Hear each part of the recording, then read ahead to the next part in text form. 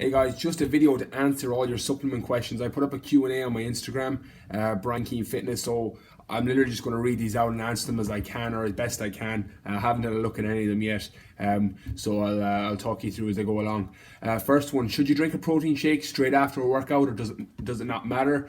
Again, as long as your leucine levels and branched chain levels are high enough, the post-workout shake is one of the most overrated stigmas that's in fitness at the minute.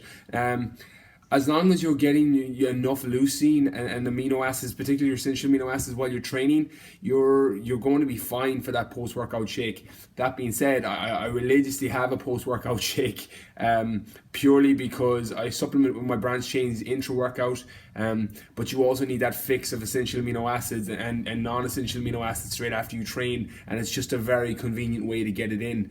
So I always have a scoop of isoprime and isolate protein as soon as I finish training. I normally have this with 5 to 10 grams of branched chains again, and normally some like HMB in there as well. Next question, could you tell me something about creatinine?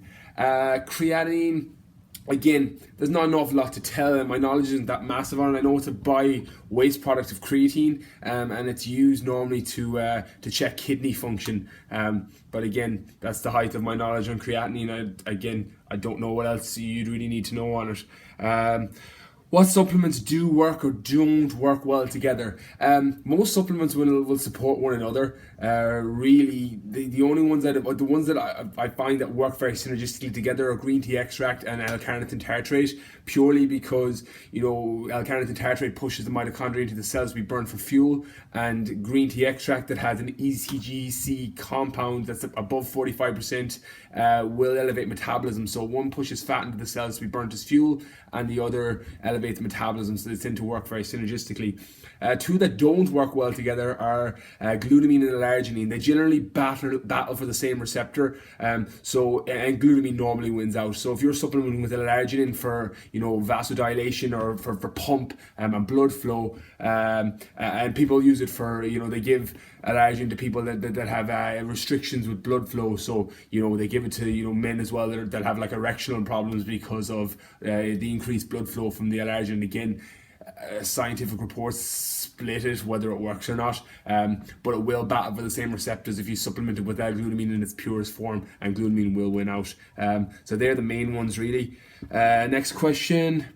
Lots of studies showing BCAA and INTRA workouts don't work, but lots of athletes and coaches recommend them. Would love to know your opinion, thoughts.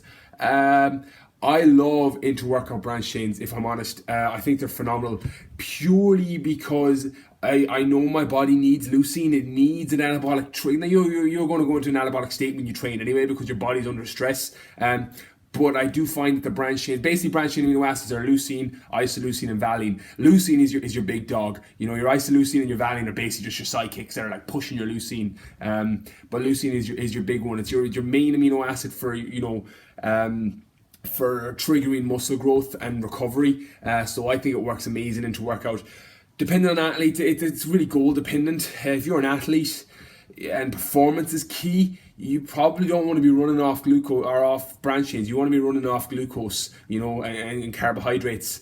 Your body's preferred method of fuel is carbohydrate, is glucose. So you probably want to be taking that as an athlete if performance is your goal.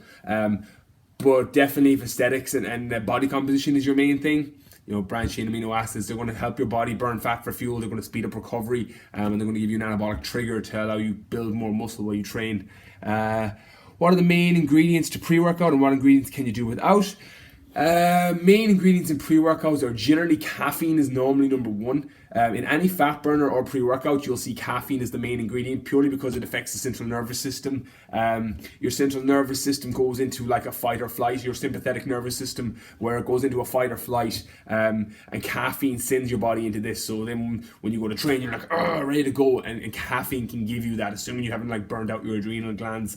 The main ingredients for muscle building then are obviously creatine. Creatine pulls water up underneath the muscle, so that you can pull more water into the muscle, which will technically allow you to lift more weight or the same weight for more reps. It's kind of like when you fill up a balloon. That's basically what creatine does to your muscle. It fills it up with water, so it allows you to push that little bit harder. And beta-alanine then tends to be the other ingredient. Beta-alanine buffers lactic acid, so that like pain you get in your muscle when you're training is lactic acid, and you have a lactic acid threshold. It's basically the amount of lactic acid your body can take. Beta-alanine buffers this, so it improves that lactic acid threshold. They're the main things you see in pre-workouts. Everything else is just extra. In my opinion, you can make your own. It's why I supplement with MyoCell from Amix, because they've got those, they're the main ingredients in it, and then they've thrown in like branch chains and leucine and stuff as well.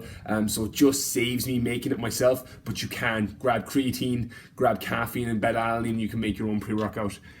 What are the main ingredients you should look for in a fat burner and diuretic? Again, I just did a chapter on this, really good question, because I did a chapter on this that's going to my book about the ingredients you should use for your fat burner. Really, as I said before, green tea extract and L-carnitine tartrate for the elevation of metabolism, the pushing the fat cells in the mitochondria for fuel, and caffeine. Then you won't pick up a single fat burner on the market that doesn't have caffeine in it, unless it's like a stimulant-free one, and they don't really work. But the caffeine it allows your body to release fat from the cells. So when you take caffeine in its purest form, it can release fat from its cells, and it'll allow you to use it for fuel. Again, it's the fight or flight, the sympathetic nervous system. Your body releases glucose to be used for energy. It's what happens when you go into that like fight or flight, and your sympathetic nervous system kicks in, and that's basically what fat burners do. They put you into that fight or flight mode.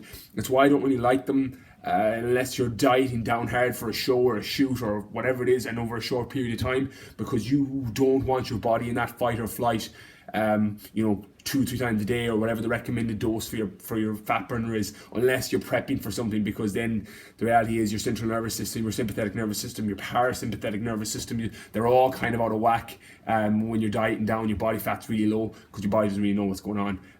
So again, but as long as you come out of your show, and I reverse diet people out and then reverse hormone and try and refix their central nervous system as they come out by fixing things like adrenal glands and stuff, so they don't get that really bad low and deadness and tiredness and adrenal fatigue and overtraining, sometimes it's called, which you can get from contest prep, but I tend to bring my guys out of it like that. And I had thyroid cancer. What is the best weight loss solution for people that have hypothyroidism? I'm not going to touch that question, because you're clearly on medication for what you're talking about. They're GP questions. I don't like to talk with people that are on prescription drugs that have an effect on thyroid that can lead you to kind of a detrimental effect if I recommend something. I can say the best weight loss solution for hypothyroidism, assuming you're not on medication from it, you're probably on T3 or T4. T4 will convert to T3, just depends on where you're at with your hypothyroidism. Things like L-tyrosine is known to settle it back out.